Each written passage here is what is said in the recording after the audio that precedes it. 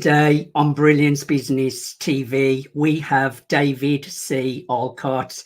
David is founder, president, and CEO of Samurai Success Inc., an international executive, organizational, and personal coaching firm. Stay tuned.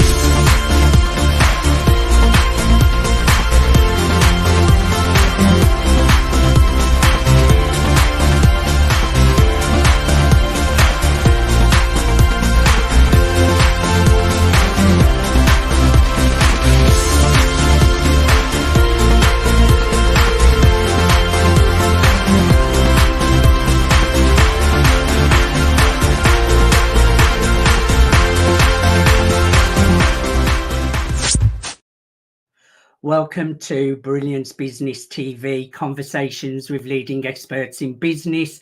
I am your host, Mark Stephen Pooler. We have a wonderful guest on the show today, David C. Olcott, and we've got a really interesting book to talk about as well. So I'm really looking forward to a conversation with David. We are streaming live on Facebook, Twitter, Instagram, LinkedIn, YouTube. We're also on the E360 TV network.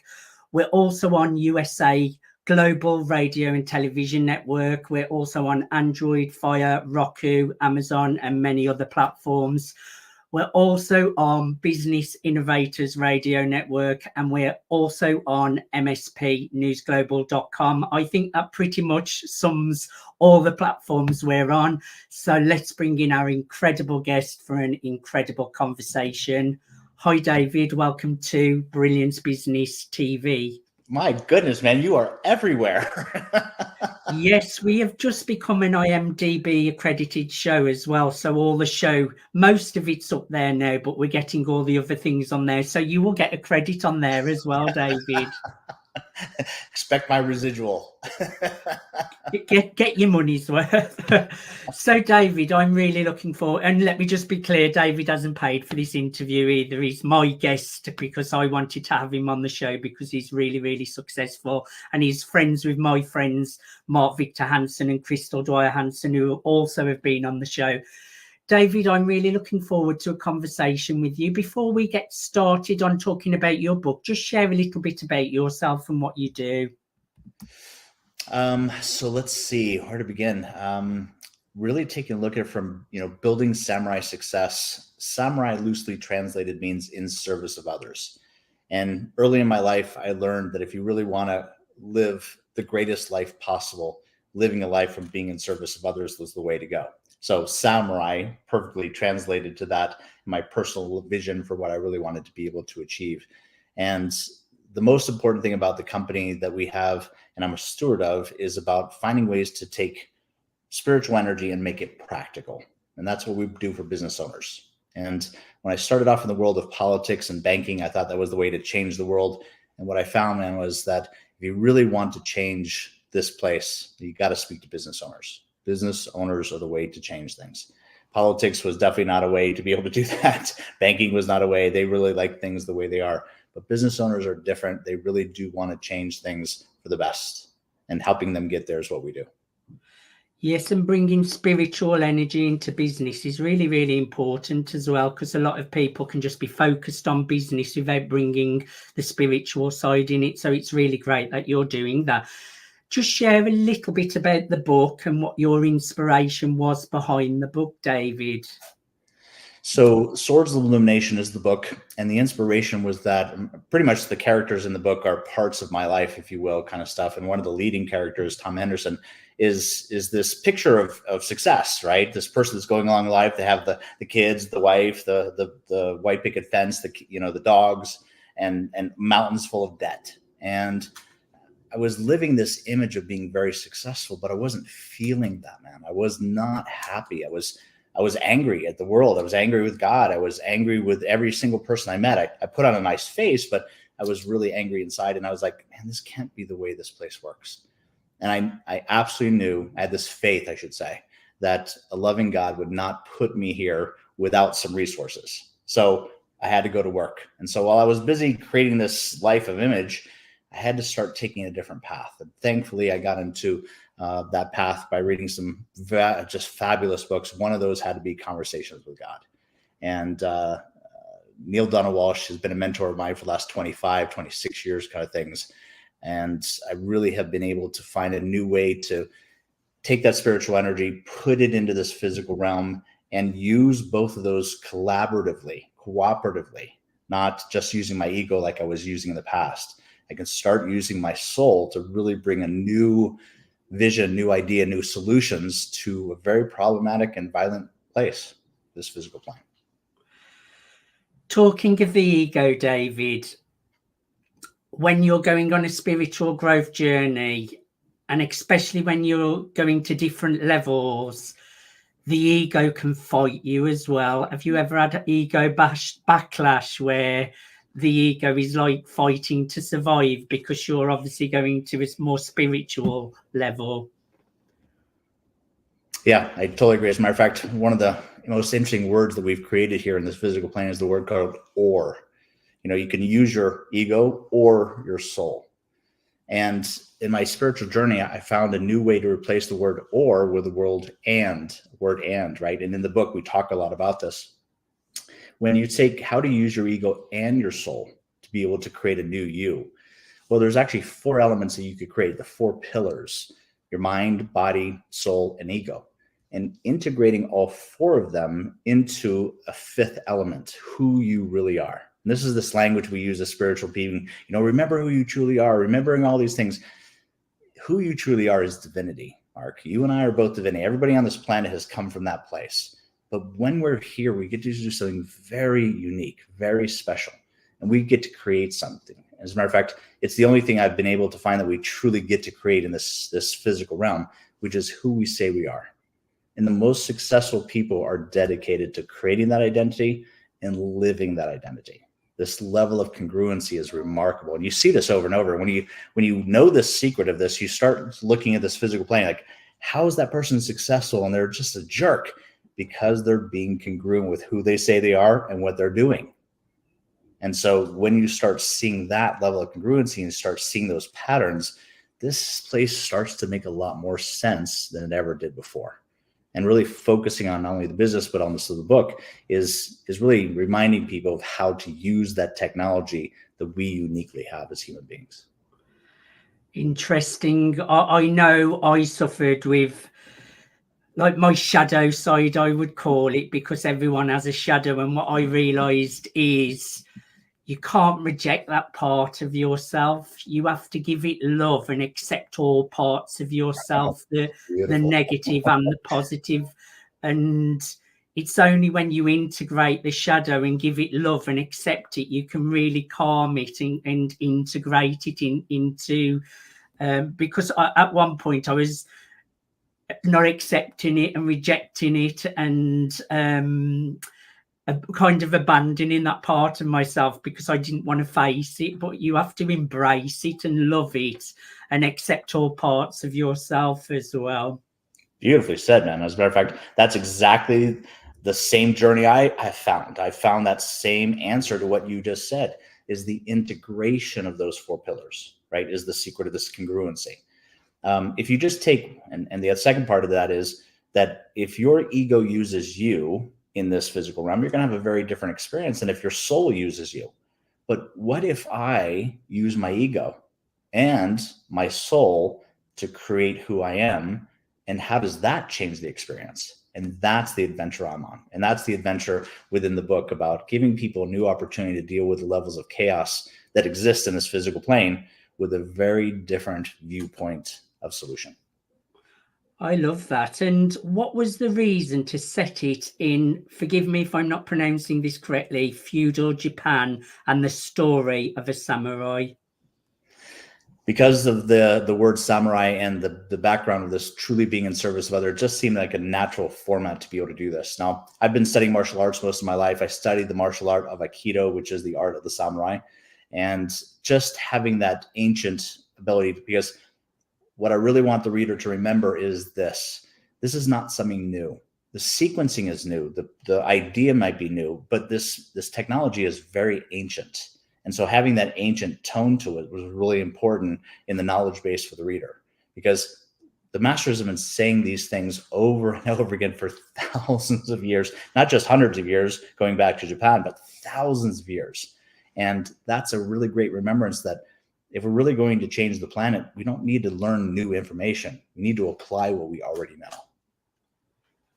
And everything comes from within as well, David, as well. We have all the answers within us. And I like this question, actually. Talk about the concept of creating your destiny rather than discovering it. So one of the things that I found was that in all the movies, all the music that I love so much, there was always this philosophy of you were supposed to discover this destiny. You were supposed to discover who you are.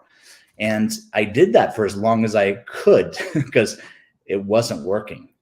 And so I was like, well, what if there's another approach? And I just started being a student of another approach. And a lot of those other approaches were based upon this idea of when you are here, the thing you get to create is who you are. And that creation of who you are is what attracts your destiny to you. So it's not about discovering your destiny. It's about attracting your destiny. And successful people do that. It's the first thing you have to work on is creating who you are. And when you create who you are, the rest of it takes care of itself. So that's the magical portion of that. Now, within there is some complexity and some sophistication, of course, right? That goes, well, that sounds so easy. Well, there's some work to be done. And the first thing to understand is that what we're really talking about is that we're attracting things to us. We're manifesting things from us from two portions of our brain. And 5% of that manifestation is coming from our conscious part of our brain. So Mark, you and I are having a very conscious conversation here, but we're not manifesting at the level that our subconscious does because this is constantly on. It never stops. And in that subconscious part of our brain, we know that here at Samurai Success in the world of NLP called programming. This programming drives everything. So the real choice point about programming is that I get to create that programming either consciously or unconsciously, and I get to choose a couple different sources of that. I can choose my soul as a source of that information, or I can choose my ego from that place. And those will create very different experiences based upon which I choose. So as you can see in this physical realm, man, a lot of us have been choosing to create our programming from our ego. And that's what you see in this place. And that's the challenge with solving problems in an ego-based reality using ego-based programming. It's very difficult because Einstein said it's best, right? He says the problem or thought or energy that it took to create the problem is not the thought, energy, or concepts or thoughts to be able to change that problem. So we got to go to a different source. So our other source is our soul. And being able to connect to that is what we really share with our clients about how to get through all that ego stuff, start seeing things that are bigger, broader, bigger than you kind of stuff, and being in service of others. And then use that source as this new source of programming that then starts creating and manifesting for you. It's just like a journey I've been on. I've done so much work on programming with hypnosis. I've had NLP. Nice. I've done so much work, David. And I can't say it's an easy journey. At times it can be a challenging journey, especially when you're changing an identity as well, mm-hmm. letting go of your old identity to become that new version of yourself. The old identity doesn't want to die, and it's a process. But it's so true. Everything comes from programming, and it all starts from when we're about 7 years old below, isn't it? A lot of it as well. Well, it's the same research that we have as well. Between 0 and 7 is where most of our programming is dominantly created. And that's created from different sources, right? Well-meaning people and not so well-meaning people in your life between those ages. But imagine that. Think about that for a second, as you know so well on your journey, that if every subject in my life has already been predetermined by my program between 0 and 7, then I'm just reliving memories. I'm just reacting and responding. And holy crap, that starts to show up as true, because that's exactly what happens whenever something happens that triggers me. I actually go back to that 6-year-old, that 5-year-old, that 4-year-old that said, this is what you're supposed to do in response to this event. There's that way to approach life, and it creates a lot of benefits and a lot of consequences. but there's a different approach, one that you're on a journey to. And I love that. So it must be your followers as well, because finding that you can actually recreate that, even at my age, over 50 years old, 57 years old, I can recreate that and not be hooked or responded to when I was like a 4-year-old. I can do it as somebody older, someone mature, somebody with more resources, more capacity, more experience.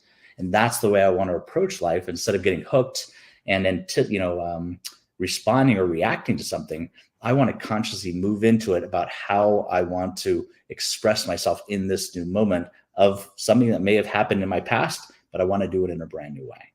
Changing that programming changes all of that. And that's how you know you've changed, when you react differently as well. If you react in the same old way, that still means you've got work to do. That's that feedback loop, right? What is the symbolism behind the yin and yang in the Samurai Success logo? So right behind us, of course, you can see the logo as well.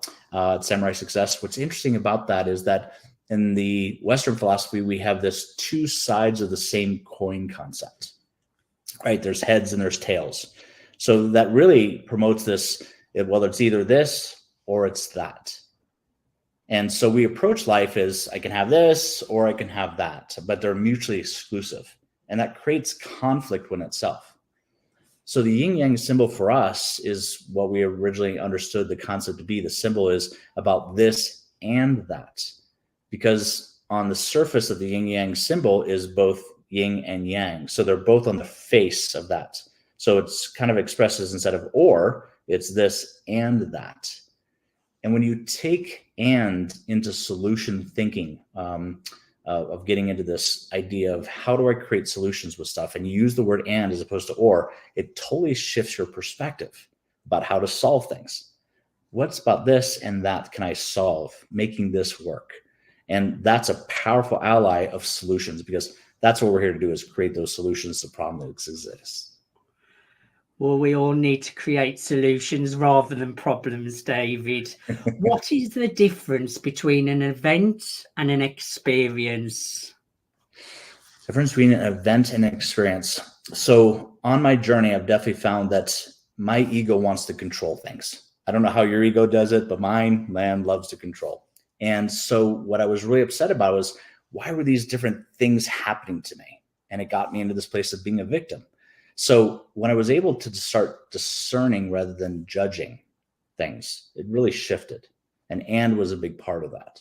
So the experience that I'm going to have is really based upon my internal programming. The events that are happening to me, through me, around me, aren't something I'm in control of. And this is where we get kind of confused, because I can't believe, somebody just ran in my vehicle and why did this happen to me? You do not get to control those events. Because, we always look back and say, well, if I just left 2 minutes later or 2 minutes earlier, I would have missed that whole thing. These events are actually attracted to you, but they're not being controlled by you. What you have control over is your experience of those events. And the control over the experience of the events actually comes from your programming, how you structure that, how you're going to approach life. That's why you see people as being very consistent about half empty, half full kind of glass philosophies. It's very, very true as well. And I think when you do the inner work, you learn the meaning you attach to things as well. People can give totally different meanings to the same thing, and one can be really catastrophic and the other person's can be really positive. So we get to choose the meaning we attach to what we experience, which is pretty much what you just said as well, David. I've really enjoyed having a conversation with you, David. I would just like, before we close the show, firstly, maybe just share a little bit more about the book, who should grab a copy, and what do you hope people take away from reading the book? Well, the big premise, and very selfish on my part, to be honest with you, is I wrote this book for me. I definitely know that if I'm going to come back to this planet, because I know I have a sense about I've been here before, that if I'm going to come back here, I wanted a guidebook about how to help me sooner in life. So my experience is personal, but to share with the rest of people, when I start talking to people about it, we have a lot of the shared same experiences. So if programming is the key to that, what are the elements of that programming? And we call those the 12 swords of illumination. And in book 1, you learn the first 6 ways to approach how to actually change your programming to start experiencing things brand new in this very chaotic world. So let's imagine being business people, right? We go into a room of opportunity and also of chaos. If I can stay in a resourceful state by going in that room, remembering who I truly am, staying resourceful, not being in scarcity, but staying in abundance. If I go into that room of opportunity, I can see that opportunity a lot better than I'm in a non-resourceful state or if I'm in scarcity. So if I want to see a world of opportunity, I can program myself to look for those and attract those things to me. That's the programming. So in the Swords of Illumination, it starts to illustrate what are the elements of that software, that programming that you want to take a look at. So the thing that I really like to be able to have people take away of is that people are not here to discover who you are. You're actually here to create who you are. And because of that, that destiny is then attracted to that creation. I agree totally. I love that. And I think that's a great way to close the show, David. David, I know people can connect with you at samuraisuccess.com. That's samuraisuccess.com. Is your book on this website, or do they go to Amazon, and who should connect with you to the website? Yes, it's actually on our website to be able to connect to Amazon, or it's actually just came out in audio. So we're actually on the Apple and on Amazon for audio as well, for people that are on the go, want to be able to get something in your car or on your motorcycle, like I love to do. I like to listen to books on my motorcycle when I'm way out in the middle of nowhere. So yes, you can contact us at Samurai Success or Amazon.com or Apple.com. I would encourage everyone, especially those wanting to bring spirituality into business, to go to samuraisuccess.com. That's samuraisuccess.com. David, thank you so much for being my guest today. I thoroughly enjoyed having a conversation with you. Thanks so much for having me, Mark. It's been my pleasure. Thank you, everyone, for joining us for Brilliance Business TV, conversations with leading experts in business. Until next time, bye for now.